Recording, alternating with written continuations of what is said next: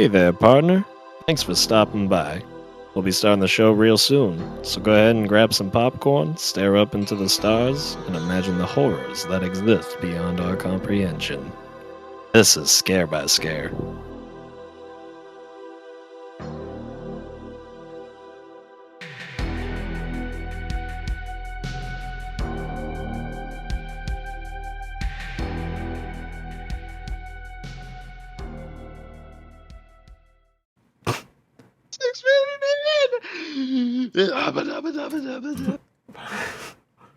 Hey guys, I'm feeling a little under the weather today, so I'm just gonna go ahead and kick it over to Trace to do the introductions. This is a really weird bit that Job's doing because he was talking just fine 5 minutes ago. But I don't know, maybe something hit him in the face. I'm your resident Job skeptic, Trace. I'm gonna kick it over to my good friend and guest star, Marshall. Hey, Marshall here, resident man versus supernatural conflict denier. For those who watched our episode last week, we talked about the myth. I think it might have been like 3 or 4 weeks ago that we also talked about It was conflicts. Whatever it was a while ago. I was talking about Tremors. Yeah. That's where it started. Yeah, it was Yeah. in Tremors. Where Trace brought up man versus supernatural, and we've been fighting about this for like 2 weeks. Like it's not even. And it's stupid. It's the dumbest thing because we're missing the entire point of how the argument is supposed to be going down, and it's just stupid pictures of like fucking Daffy Duck or Bugs Bunny, and showing stupid pictures and then going, "See, man versus supernatural isn't in here," and it's clearly a picture somebody has made, so it's a very reliable source and not at all in any kind of literature or books. I mean, all conflict is made up. Yeah, but Job is the one initiating this Then stuff. none of it I don't makes send those it doesn't. pictures. Yes, you do. But that's all Job. I haven't sent a single one. Of You them. you sent the first one. No, I didn't. I'm pretty No, sure that you was did. me too. No, this is It's all me, gaslighting. baby. I'm gonna girl but boss the shit out of you. We watched Insidious this week. Oh, was it James Wan horror movie? Patrick Wilson. I had to text Trace because I was like, "Hey, is this a fucking Conjuring movie?" And he's like, "Nah, man. We just He's got the just, same it's director, same white boy, almost the same house." It's like a multiverse kind of thing.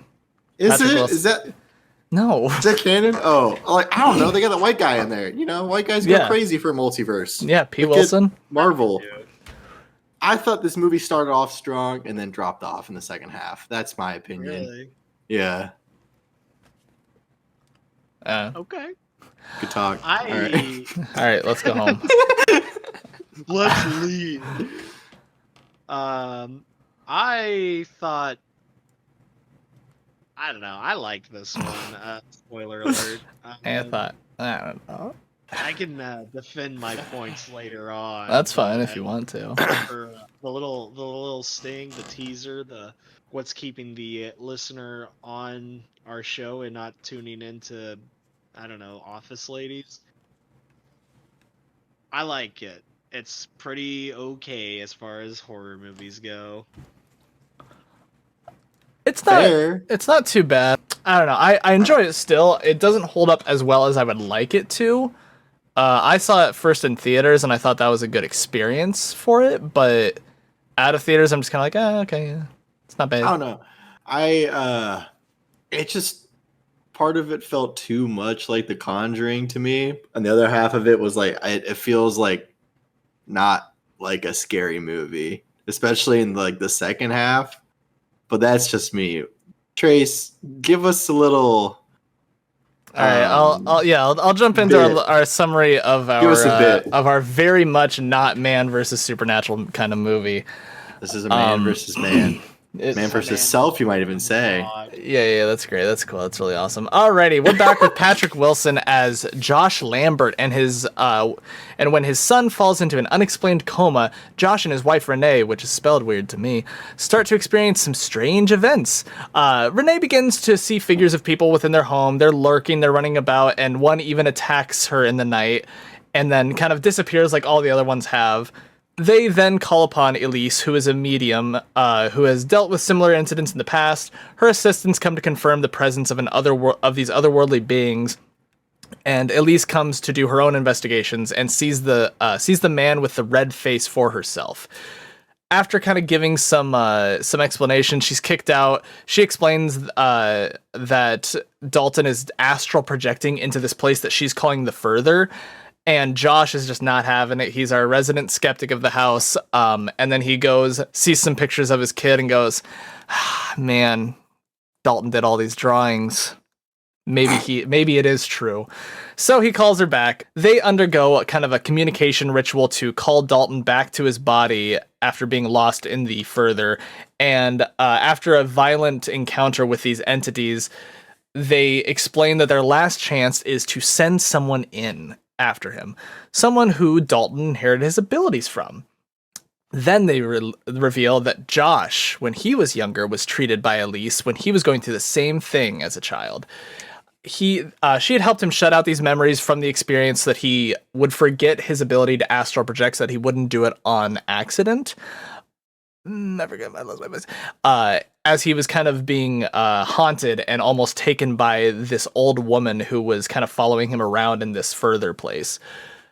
As he kind of goes in and finds his way through and does kind of a creepy walkthrough sequence and seeing all these creatures and beings from this other world, him and Dalton just kind of start to run around and are being attacked by the man with the red face.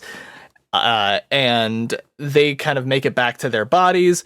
Josh, while Dalton's doing that, Josh confronts this lady who's been haunting him throughout his entire life. Elise and her assistants afterwards are beginning to pack up their stuff after retrieving everyone from the Further. Renee and Dalton are in the kitchen eating some spaghetti with Dalton's grandmother, while the assistants are out packing the van, and Josh and Elise are cleaning the living room. While when Elise takes a flash photo of Josh becomes very angry and strangles Elise, and Renee hears the commotion. She finds Elise dead in the living room, picks up the camera to see the old woman who has taken over Josh's body right as Josh comes in and puts a hand on Renee's shoulder, and we cut to the title card. It is worth mentioning that they found out that Josh was being haunted because they had been taking photos of him throughout his life, and this figure of a old woman in this like kind of black dress had been getting closer to him after each photo, until presumably she's been just kind of sitting there and waiting all this time for him to leave his body so that she can immediately inhabit it. She did. She did. Yeah. No. As I said before, the beginning of this movie where it's like there's freaky shit going on, and it's like, oh, there's people walking around, and doors are slamming. I love that shit. I fucking eat that up. Right. That's like my favorite part of these like movies. That's me of these horror movies, right? When it's the unexplainables going on, and it's given a sense of dread, and that's like the first half of the movie, and then they go into this bullshit of like they got to explain everything away, and then they astral project Mr. Patrick Warburton here, and then he just goes on he just starts walking around seeing ghosts, and he gets scared. My guy, you're in the place where the ghosts are, or the demons, or whatever they are. How are you surprised that they're there? That's like going to the zoo and being like, tiger. Right? It just doesn't make sense. And then he just like walks back. He's playing fucking Death Stranding. He's walking simulator, getting his boy and coming back. Part's boring. It's like, okay, he's going to come back because me, outside looking in, they've made like 40 of these fucking movies, so he's coming back. But like, come on. With that, I don't know. I agree that it's there is more to be desired in that like last sequence of him running around in the Further. I do think for the most part, I think they do a good job at keeping it kind of eerie and kind of creepy, because they have some creepy people in there that are just unsettling, but they're not really doing anything to scare us, which is my only gripe with it. And they have this whole creature who has this like blood red paint on his face or something. They don't do a whole great job of explaining that, but he's some creature who's just like chasing them around and trying to get into Dalton's body. And I just think it would do better if they had like some kind of some kind of a bigger action sequence with it rather than him just like running around like, I swiped that and I missed, and I got him this time, but then they got away. Like, I think if it was more intense, they should have like a bigger fight sequence going on there. Mayhap. I don't know. He just seemed a little goofy when he like he's sitting there. Was it sharpening his fingies? Is that what he was doing? But then like he like appears and he's like I'm like, come on, that's silly. That's a silly little guy. That's a goofy guy. He's the Willy Wonka of fucking demons. I feel like he is. I mean, I feel like it does a good job of like, he is a little kind of wacky zany, but I feel like they'd still do a good job of like making him kind of sinister and looking unsettling and creepy enough that it's not like it's, only this guy's back. It's just like oh shit, there he is, because he has this weird kind of teleportation thing going on. You could say he's Insidious. No, I wouldn't personally. Job, you said you despise this thing. Yeah. Tell us more. Yeah, except not that at all. I'm just gonna counterpoint a couple of things. When he's in the further, you mentioned how it's like these things don't necessarily do anything to scare us. But for me, I just think it's kind of interesting because we're, for the most part, seeing how these spirits, critters, demons, this is just how they vibe, I guess. Yeah. And it leads to more questions than answers, which I just like. Plus, I'm also a slut alert. I'm a slut for other worlds that coexist within our world. That always gets my Jimmy's rustled. It does. I feel like it, for the most part, it does enough to like set up for the sequels, because he. Spoiler alert for the second movie. From what I remember, there's a large portion of the second movie that he's kind of walking around in the further, and that's really kind of his role in the movie for a not quite half, I don't think, but a large enough chunk of the movie that's where he is. So I feel like they're trying to set that up there, and things are a little creepier in the second one when he's in the further. But I do just wish there was a little more interaction, because they showed like these entities in the real world for some reason are able to manifest as physical beings and kind of coexist in the real world there. So I feel like there should be, if they're able to do that and they are doing that, then I feel like they would be doing it more where they have a little more power in the further, even if they don't have as much power as a living person, or so they suggest by Elise, who knows everything about this realm. It might just be because when Patrick Warburton is going into their territory, he's getting further and further away from... Further? Yeah, he's getting cool. Further? Further from Christ. So the critters just are less powerful than the ones that are hanging around Dalton and assumedly just like through the veil a little bit. Well, that's the other thing that is just kind of unexplained and does bug me a little bit on the movie is they're clearly very close to Dawson. Like they are Dalton. Sorry, Who's Dalton. Dawson? I was thinking of a childhood friend's Your brother credibility for some reason. just That's fine. That's really weird. I don't have any credibility to begin with. That's fine. Anyway, they're obviously close enough to Dalton that I don't know why one doesn't just inhabit his body. Like they clearly know where he is because he's been lost for days at this point in the further, and the Red Man already has him. So you would think he kind of would have an idea as to where the body is, or the ones that are skulking around the house probably know where he is. I mean, that, or it's like they're all competing to get to the body. And so, like, if the big red man comes, they all just, like, mess with him. And the same vice versa is that they need to have Dalton's, like, astral projection. Or maybe they're just bad at their jobs, you know? Well, they're not fully there. They're just spirits. They don't seem like they're, you know... That is the kind of unexplained part. They don't tell us how the inhabitants works, because it seems like, you know, towards the end when the lady is inhabiting Josh's body, like, they're all starting to crowd around Josh as it's happening, and he's just staring and yelling at her in a mirror, which is not in the living room at all. And she's just on the other side of the mirror smiling at him and kind of fading away. So she's clearly nowhere around his physical body in that realm. but then she's the one who inhabits it. So I kind of I would like mean- them to explain if it's like some ritual, if it's like hey, this demon's more powerful. They get in there. I feel like you're trying to read too much into it. It's the astral plane. Shit's wacky. Well, dog. yeah, You ever been? Yeah. It's wacky, man. Right. All right? I'm just like, it doesn't make a whole lot of sense to me in the grand scheme of things of like all these spirits running around the physical world and yet they can't inhabit a 10-year-old boy's body. Because he's chilling. Maybe he's the strongest of us. Perhaps.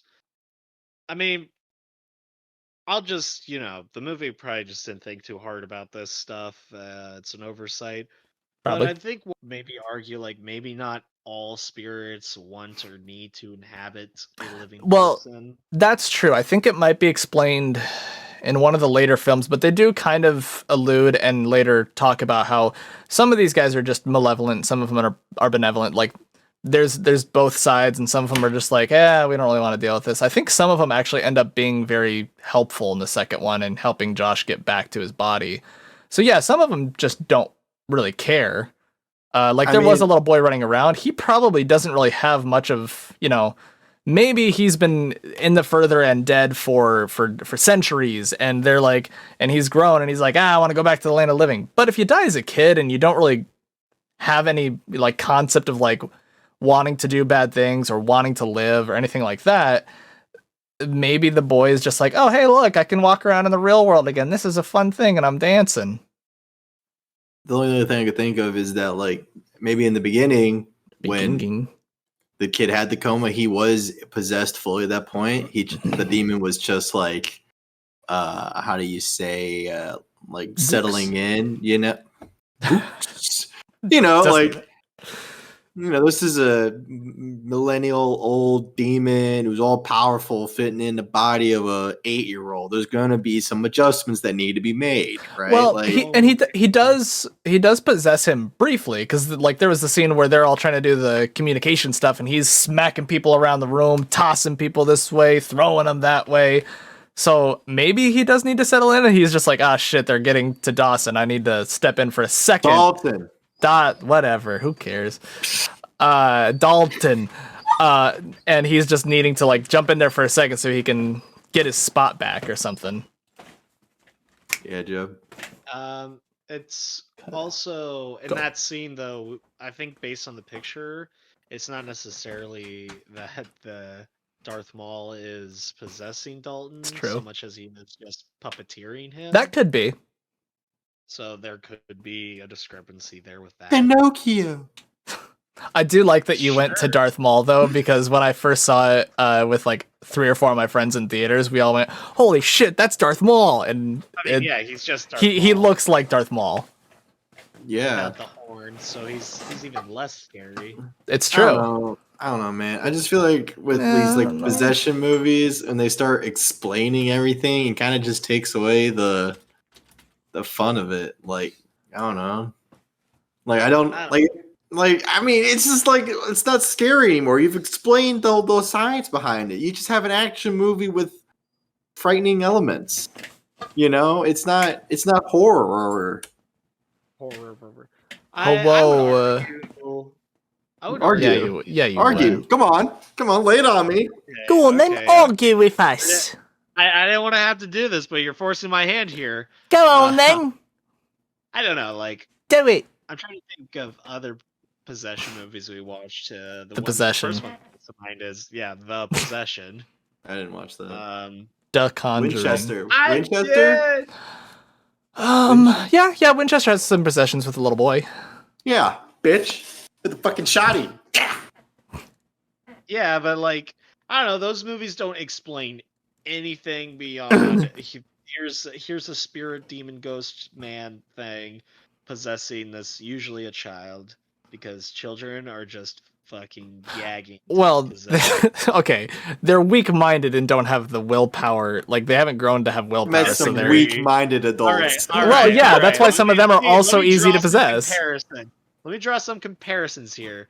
Okay. Let's say you're a demon. Okay. Like, all right, who's gonna be more willing to let me inhabit their body? A stubborn ass 5-year-old who every time I get close is just like, no, or a depressed 22-year-old who doesn't want to live anyway. Okay, but those are very specific circumstances, though.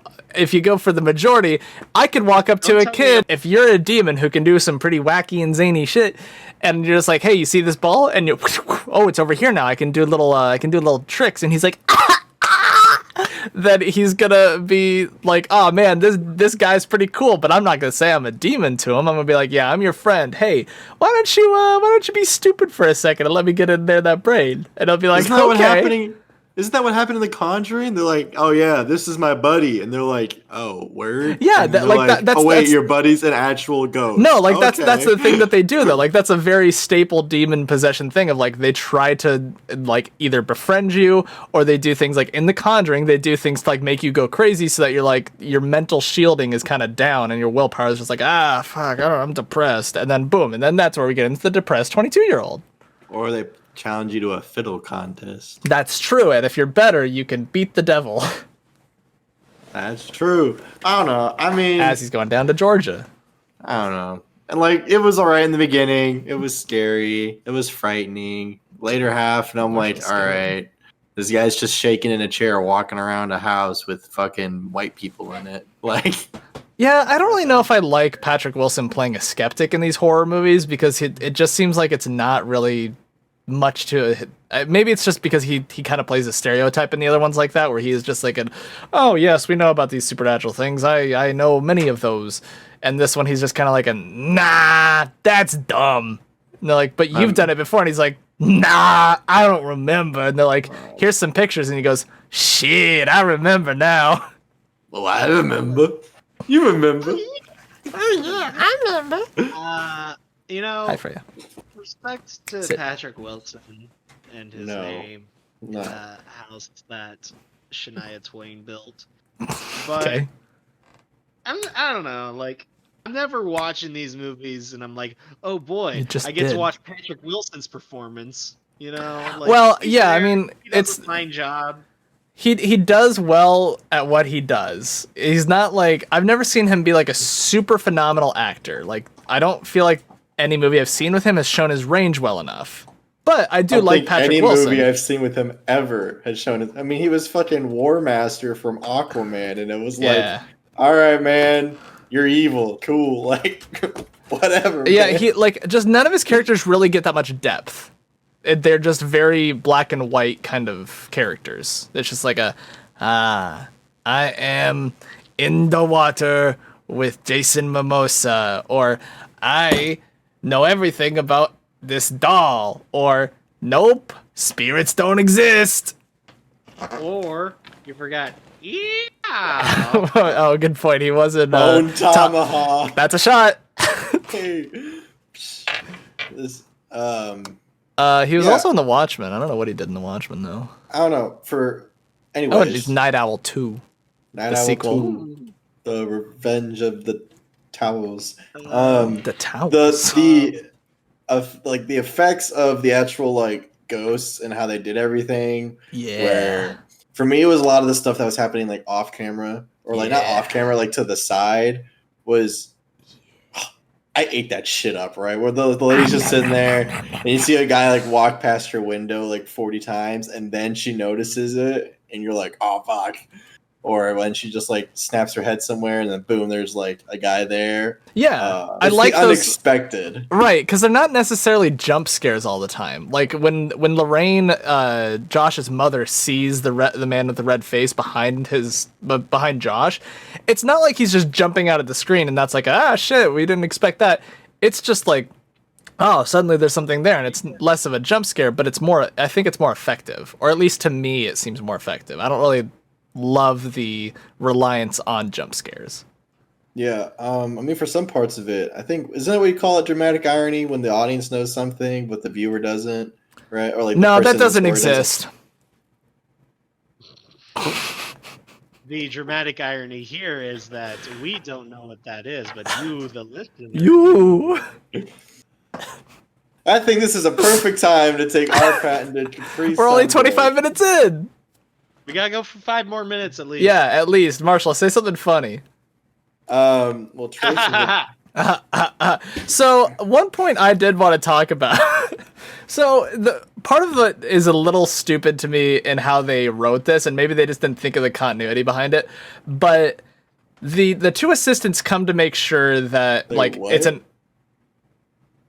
it's an actual haunting or like an actual possession kind of thing. Like they show up and they're like, yeah, Elise isn't gonna be here today. We're just here to make sure, this isn't a hoax, weed out all the weirdos and wackos.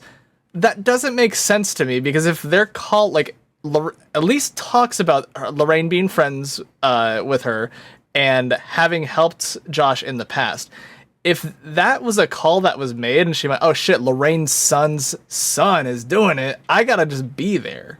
Why would she not just immediately arrive? Because it'd be like, no, this is real. I know about this family. Job. I mean, it's probably most likely that Renee reached out and might just have not mentioned Joshi at all. So I would find it weird for Lorraine not to be a part of that conversation, though. I mean, knowing that's even the if shit she he did, went through. Maybe they just came to check anyway. It's part of the routine. It's her company policy. That just seems dumb. You got to give the evaluation before you quote the think job about it praise. this way. Think about it this way. So they neuralized Josh so he stopped moonwalking in his dreams. If fucking what's her face, Elise comes in for no good reason. That's funny. That's how Trace. Shut up, Marshall. If it's just a housewife being spooked by creaky noises in a house, and she comes in and accidentally unearths all this trauma about dreaming, she's basically getting Josh possessed for no reason. Well, right, but my other thing in that is again, I don't think there's a conversation that happens there where Elise wouldn't know, especially if they're like, well, who the hell are you? Renee? They're not going to go, oh, okay, Renee, whatever. I feel like if in that circumstance, they're going to go, Renee who? Lambert? Oh, shit. Oh, is this how you have conversations, Trace? Hi, my name is Trace. Nice to meet you. My name is Doug. How do I know you? No, it's just it makes more sense in a business from a business standpoint. Why would you not give a first and last name? It's a professional kind of thing. It probably went like this. Oh, hey, this is Renee Lambert, and I want to have Elise come look at my house. Is your husband's name Josh? I know him. Yeah, Elise probably didn't pick up the phone. We already know she's too cool for school. Lambert's a pretty fucking common last name. Lambert's not a common last name. Adam Lambert. What? That's Adam Levine, stupid. No, Adam Lambert. Guys performed with Queen. Man, you are dumb, Marshall. No, I think the whole concept is fucking Trace's stupid. credibility is dropping as he's speaking. Okay, cool. Yeah. I know I'm in the right, and you're just sitting here. That's dumb. That's dumb. The numbers, they're through the floor. No, it's fine. It's fine. We'll keep on the shtick three episodes in a row for some reason. Us shitting on Trace when he's right. But you're just wrong on this one. I'm This one is not even like a bit. Why would they not? Bits. Why would that not be a thing of here? Tell them I referred you. If Renee's the one calling. This is classic man versus author. This is classic YouTube versus me for no fucking reason. Okay. If I call someone, I'm gonna be like, "Hi, this is Marshall," and there's no. I just docked myself. Fucking idiot. Credibility down. Look, all I'm saying is, we could be arguing over actual things that matter to the movie. This matters to Trace. No, it was just a stupid. It was a stupid point because it didn't seem like it was a good thing in the continuity of the writing because it doesn't make any sense. Well, who knows? Even if Renee when she called, if she got to straight to you're Elise. completely ignoring my point. What about What was your point? My point was that even if Elise knew it was Joshi, it doesn't mean she's gonna go out there right away. She probably send who were DeVille dudes? Bex and white guy. Tucker and Specs. Yeah, it was Specs.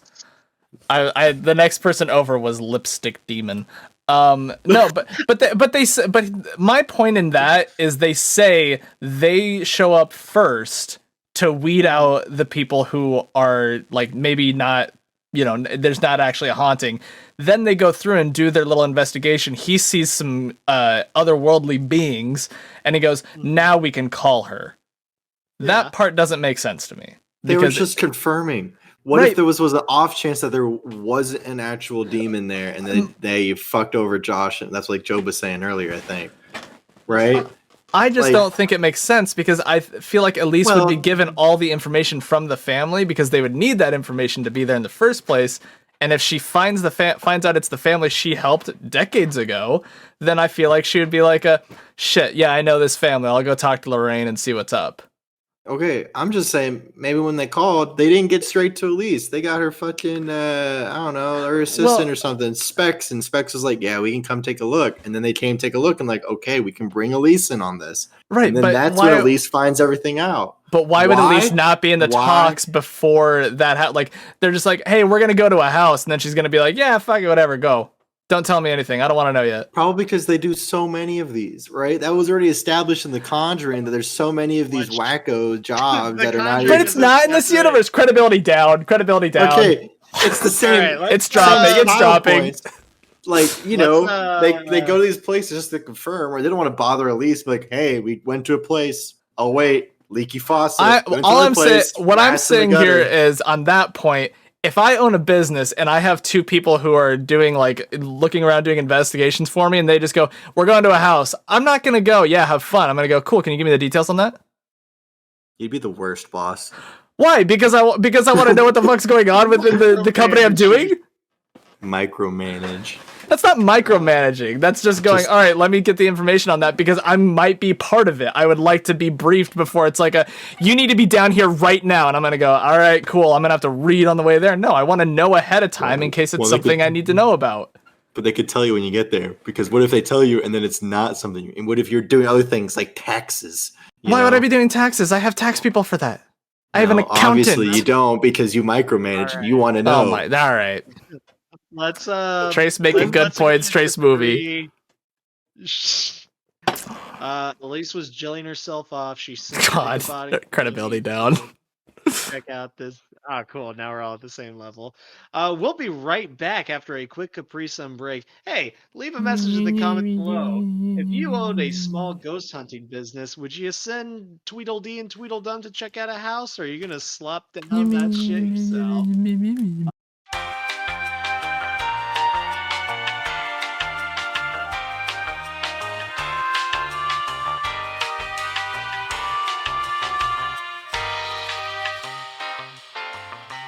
She's not listening. Okay, that's a bad bit. We're gonna start back up. I'm a bad bit. And do we do little musical breaks for Capri Sun? No, yeah. It's if you've been listening to our episodes recently, you'd know it's elevator music. You schmuck. So yeah, welcome back. Me and Trace have settled our differences. We've buried a hatchet from the hit book. A bone hatchet. Did y'all read Hatchet back in the day? No, it was required for some classes, but I decided not to take that one.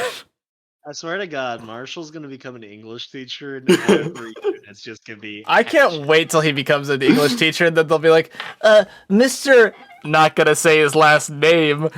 What about Man versus Supernatural? Detention. Doesn't exist. Credibility. Down. Oh no, that'll be a thing. They don't have little gold stars. They have level of credibility, and Marshall just pulls one off. It's just credibility. Teacher, can I use the bathroom? I look over, credibility is at an all-time low. You're lying, obviously. Low. If you do piss yourself, your credibility will go up. So I had a friend who pissed himself in class out of spite. Man, you know some weird people. It was one of those things where the teacher was like, "Hey, mister, can I go to the bathroom?" And he's like, "I know you're just gonna go in there and smoke pot." And he's like, "No, I just have to. I have to piss." And he's like, "No, you can't go. If you need to pee that bad, you can pee right in your seat." And he went, "Yeah, okay," and just pissed his pants all over the seat, and then walked into the cafeteria. There's a fucking applause when he walked in. That's kind of weird. It was pretty funny. Kids are fucking weird, dude. Yeah. It's a whole state. If they can find you in a whole state, I hope you get stalked. Please find me. Well, Iowa boys are weird. What do you mean, you? Yeah. You also live there. Me? Nope. Job. Well, I'm out of Job's. the West Yeah, Coast okay. right now, You won't be. baby. You. Wait, did No, y'all you ever won't be there. say?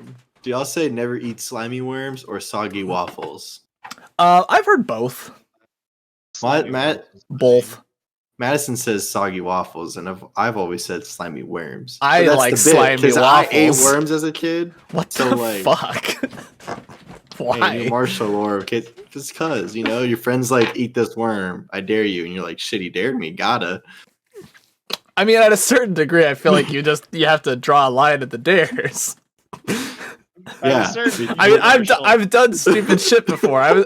I was dared to climb out of a moving car on the interstate, and then climb through the sunroof back into the car naked in the middle of December. But I'm not eating some worms. See, I would have said no to that one. Worms is easy. Pop them in, swallow them down. Nah, that's gross. I You don't don't want to chew. eat. Yeah, I don't we want to chew eat it. I don't want to eat a dirt lizard. Marshall, It's not a lizard you I know. wanted to eat a worm, but you kept eating. You got like 10 down before they're like, okay. you. Gummy worms. Well, anybody I've ever told is like, it's like that movie, How to Eat Fried Worms, and I'm like, yeah, but without the fried Dumb. part, just Yeah. straight worm I didn't fry it though. I put it in raw. and wiggling. In that movie, he eats raw worm. Whittly worm. So yeah, In fact, I think they only eat. back to Insidious. I think if you say something, Trace, and it's not related to Insidious, your credibility will go to an all-time low. Low. Low. Dude, we're gonna get copyright. Stop. I just read one of Job's Huzzah. notes and I thought the exact same thing when it came up. Which one? You're not title card. Yeah. For context, at one point, the mom picks up her bleeding child off the ground and is like, "You're not invincible." And if you're keeping up with modern trends, you'll know that in the show Invincible, that's how they drop the title card. It's funny. I also thought the same thing. Wow, we're all super cool and alike. Yeah, go team! Okay. I don't know. Woohoo! Just is that a foreshadowing? Only Job knows what I'm talking about. He just doesn't know that he knows yet. Anyway, Marshall, what were you gonna say about the movie? I feel like I'm getting bullied here. You, This I is think a- the most I hope so. disappointing part for me was just like the character design. Like Darth Maul does not cut an intimidating figure. It All the almost other ghosts are just pale people in period clothing. Well- I don't know. Darth Maul's room was giving like Beetlejuice vibes. I don't know. A little like, bit. Kinda. Like it's just like the where he goes where they go down into like the underworld or whatever it is in their waiting room. Like it's just a real place, but there's wacky stuff and like In the smoke middle of nowhere. and lights. Like there's red lights in this one. They're like, look, this is evil because red lights. Also, it was the most corny shit ever when Patrick Wilson's like, they just hear, "You're stronger than they are," and he goes, "No, push." Yeah, that Fucking ghost flies I will admit away. that sucks. They're like, "You're a living person. That means you're strong." And he goes, "I'm strong." Like, give Patrick Wilson your power. Yeah, that part. Yeah, I do think they could have done more with the further scene. It was just, it left a lot to be desired to me. I know Job fucking loves that shit, but it's not bad. It's not a bad sequence. It's just that when they were in the further and he's kind of like creeping around, it just seems like it could be better. But I also do find it. Yeah, I agree with the whole demon design thing. It's like kind of a thing of like, are they trying to delve into having like the kind of monstrous demon design, because this guy kind of looks like he's getting there, but it also seems like he's just wearing makeup. Yeah, it's a human with horns and like long and a tail, I think. He has a tail and he has like hooves for feet and like some Like, fur going up to his knee or something. So Fuck, like is it Nightcrawler? Is that the guy? the one that poofs around.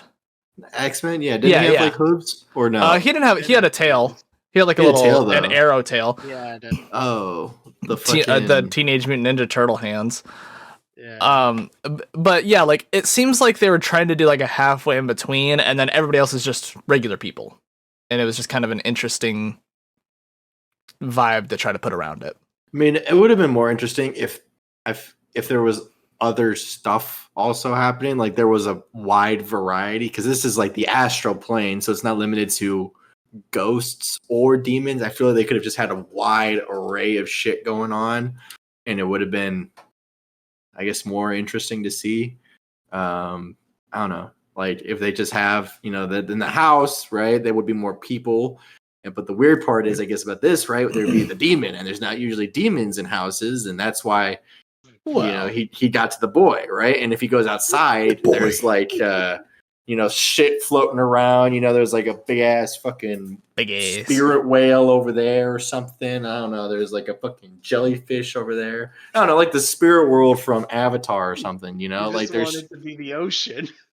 No, I'm just saying, like, just more wacky stuff. Spirit world from Avatar, Last Airbender. You know what I'm talking about? Movie? No, like the live action show, where he goes and sees like the I haven't face seen stealer live action, guy, no. and no, not the live action, the regular show, just the regular show, like cartoon with Mordecai and Regular Risby? show? I thought we were talking about Avatar. Where there's like The Unobtainium? there's a panda, and then there's that rude ass fucking monkey. Luffy. Send it the face stealer, and then there's like the fishes. You're thinking of Kung Fu Panda. I'm.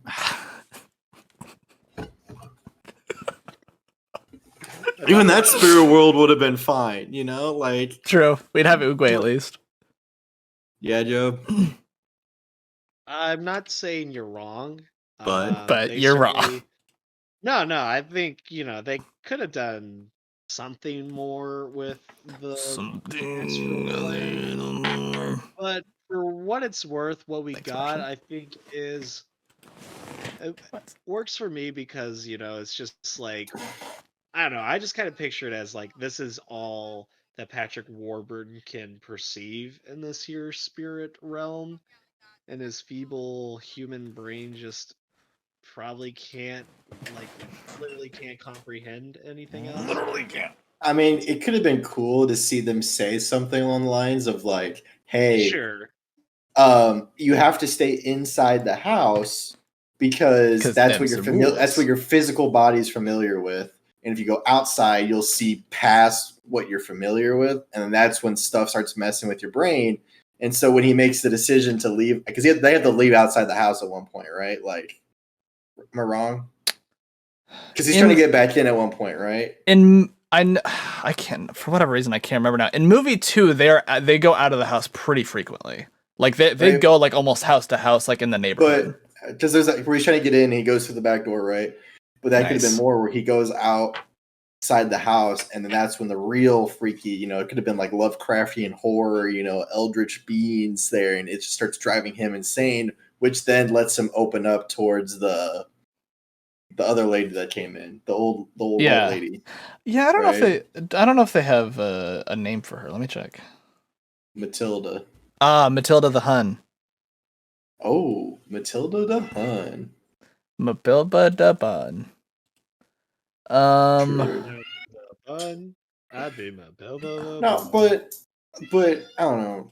It could have been better in the second half. It just, a lot of stuff happened quickly. It's just I feel like that's the big thing, and then none of it was like, I don't know. There wasn't any consequences for anything except Homeboy got possessed. Yeah, but that's killed. Who got? Her, but like, yeah. She's one foot in the grave already. She's in every movie though. Still, like flashbacks or her. I think the second movie probably is a flashback. I don't remember what they do in. I think 3 is the prequel, and then I haven't seen the Red Door or the Last Key yet, so I don't know what she's doing in those. See, it's hard for me to like, I don't know, go out and watch a horror movie if it's gonna be like mediocre. That's fair. Because like, it's not a bad movie. No, it's just not really phenomenal. It doesn't. do much more than other ones that you've seen. So it's if you see the first one of the series and it's similar to stuff you've seen before that you haven't been impressed with, you're not going to be super eager to see the rest of the series. Did this come out before Conjuring or after Conjuring? This came out 3 years before. Right. So let's say this, right? You've seen this one, and then you go watch Conjuring, and you're like, okay, I feel like I just watched the same movie twice. Yeah. What's the point of going and watching Insidious 2 or Conjuring 2 when I feel like it's just going to be a similar vein to the first one? Well, Insidious 2 actually did come out the same year, so that may have been a thing people wanted to do. I don't know the sequence if it came out before The Conjuring or not, but that's weird. To that degree, you know, I think you're 100% right. If you see two similar movies that are in the same genre, and especially if they have similar actors too, and you're not impressed with one, you're not impressed with the other one either. Because of that, you're probably not going to want to watch the rest of either if you're just going to go, I mean, if it's the same thing, like plot twice in a row, then it's hard to recommend. Yeah. I feel like to somebody. I mean, I haven't seen Insidious 2 or 3 or Red Door or Last Key, but I mean, it'd just be hard to like if for me it'd be like if someone watched. You know, you introduce someone to Star Wars and like this was okay. Like you maybe watch New Hope, and then Empire was like very similar plot wise to A New Hope, and then 3 years later, like Star Trek came out, but it was like the same actors from Star Wars with this very similar plot. They'd be like, I'm not watching this. It'd just be a little boring. I don't know. Nothing reinvents the wheel, and it's hard. I feel like with possession movies because they all have to follow like a similar format. There's nothing new. Yeah, it's hard to do a new and unique thing with possession movies. Like it's just somebody got possessed. We got to stop this shit. And then somebody dies and they save the day. Jesus Christ, my cat is going insane. I put some duct tape on his head or something. When was it Job's movie? Was that the Gray Man? The Gray Man? The Empty Man? Empty Man. No, that was mine because I thought it might be better. Like it had an interesting concept, at least, of a possession movie, right? It was kind of a possession movie. It was. I would call it possession adjacent. Possession adjacent, but that I don't remember anything.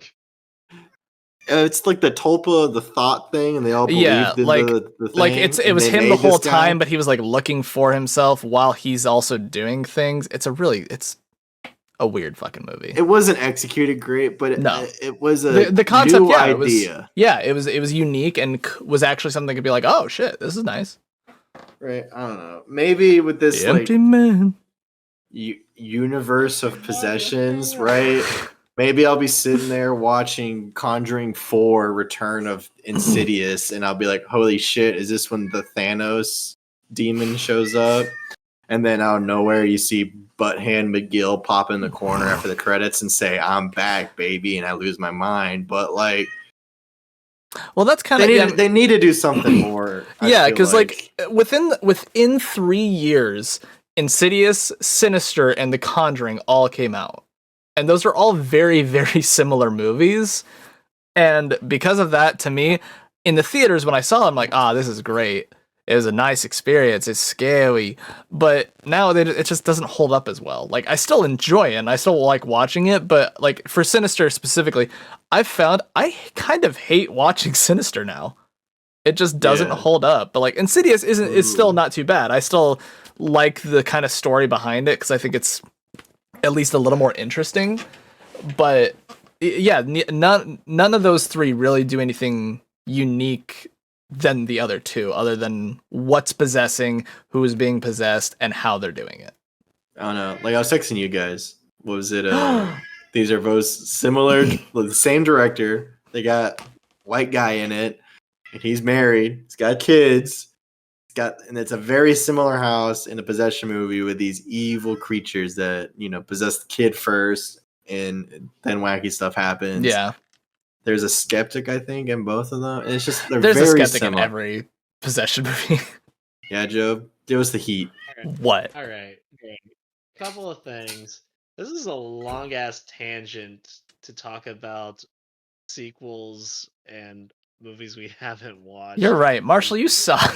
Could affect our opinion of this movie.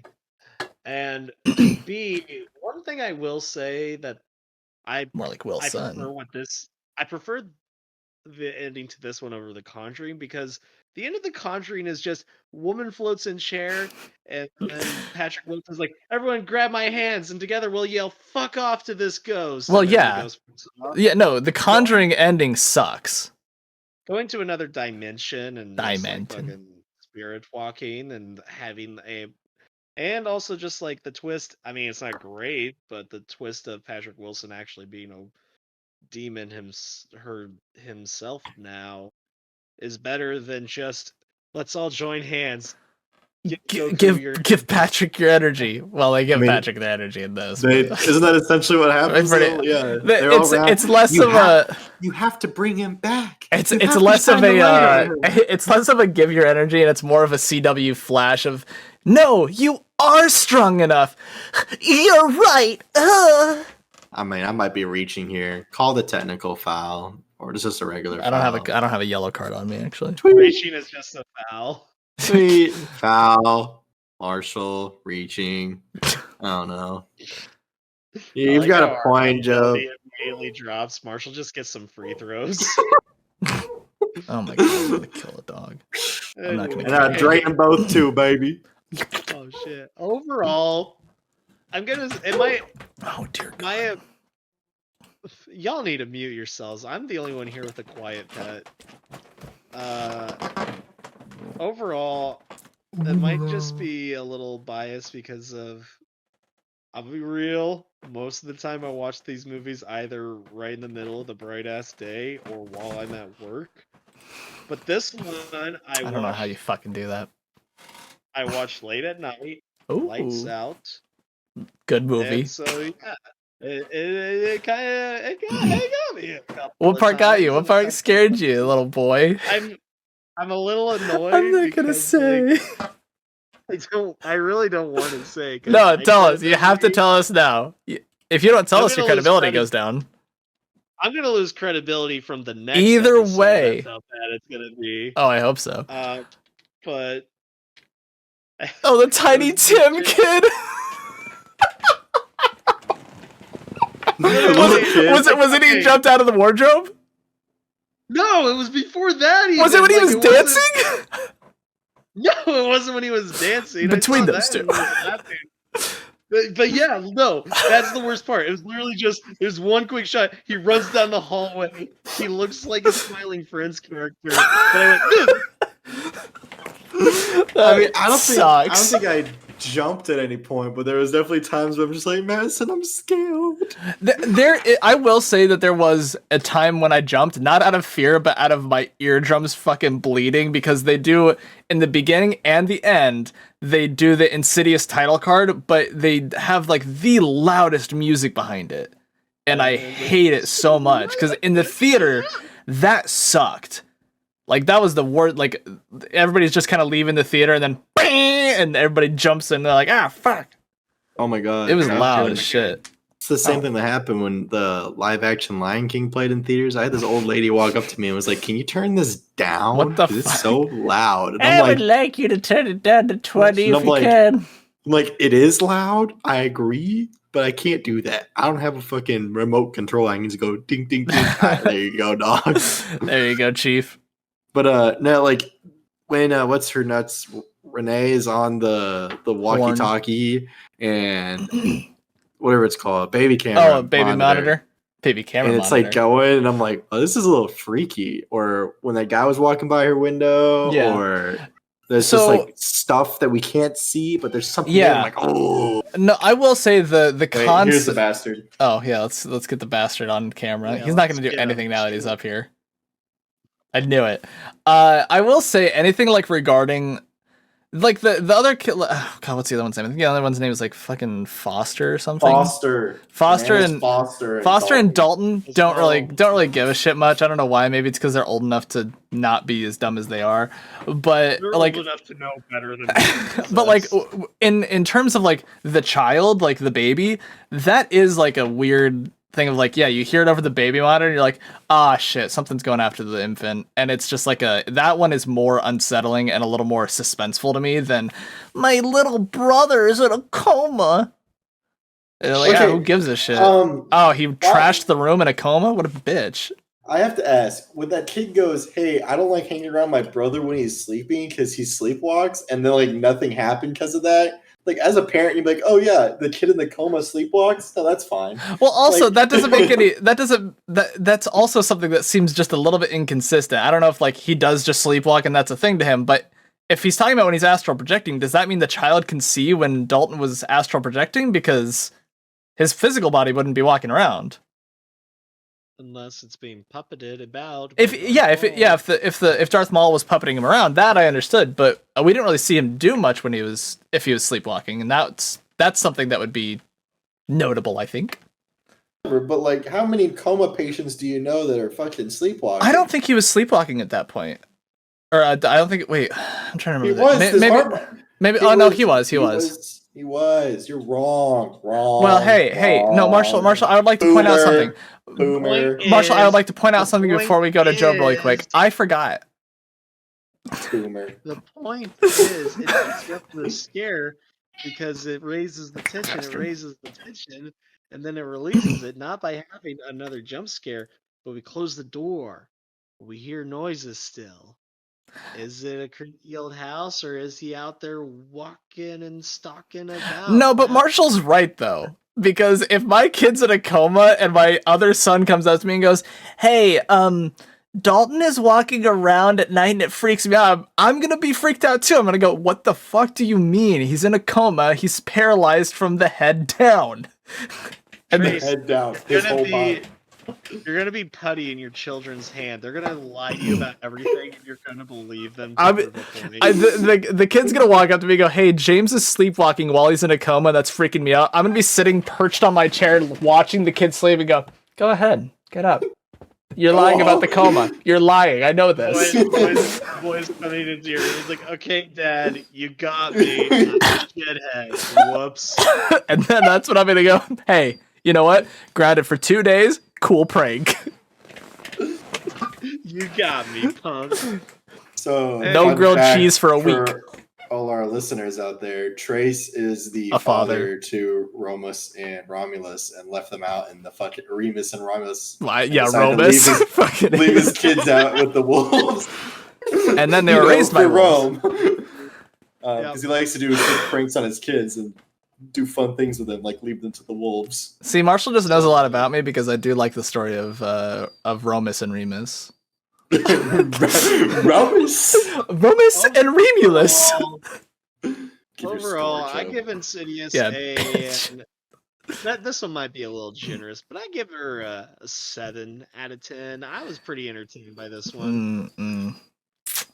I'm gonna beat this dog someday. Not hard, but like just like a cute pat on her head. I love her. Can I give it a score? Yeah, go for it. Give him a score. I'm just gonna not give it a score then. No credibility. Man, I really suck at giving scores, don't I? No, because Job gave this less than Vivarium, which is still fucking criminal. Well, it's better than Winchester. Oh, but yeah. But not as good as The Conjuring. But worse than... So it's a 4.31. Winchester got a 4.3. That's fine. It's not a horrible movie. It doesn't hold up as much as I would like it to, but it's still somewhat entertaining. I'm gonna just give it a solid 5 out of 5, very middle of the road. Wait, 5 out of 5 or 5 out of 10? Sorry, I'm an idiot and I was focusing on my dog. 5 out of 10. My bad. Okay, well that's everybody's scores. Hey, scareheads, fans out there, where can they listen to us, Marshall? Where can they follow us? Man, it's just I think the big point on that is that it's funny every week. It's always a good bit. You guys out there, if you haven't, all our loyal followers, you can follow us on Instagram, TikTok, Facebook, and YouTube, and anywhere else that you can find podcasts on. That's where you can find. Tell your friends, because next week we are watching. We're watching a classic Halloween movie for me. So, gang, let's split up and search for a streaming service that has Scooby-Doo 2002? Live action Scooby-Doo.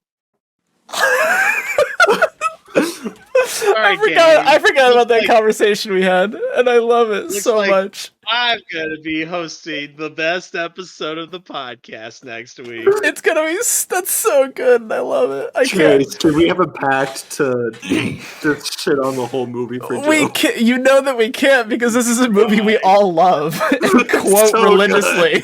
This movie is just gonna be us repeating. Or Melvin too? Nah. Scooby. Hamburgers. Save it. All right. Yeah. We're gonna repeat it, but we need the material. We'll see catch you you next week. on the Mystery flip side. Incorporated. Bye-bye.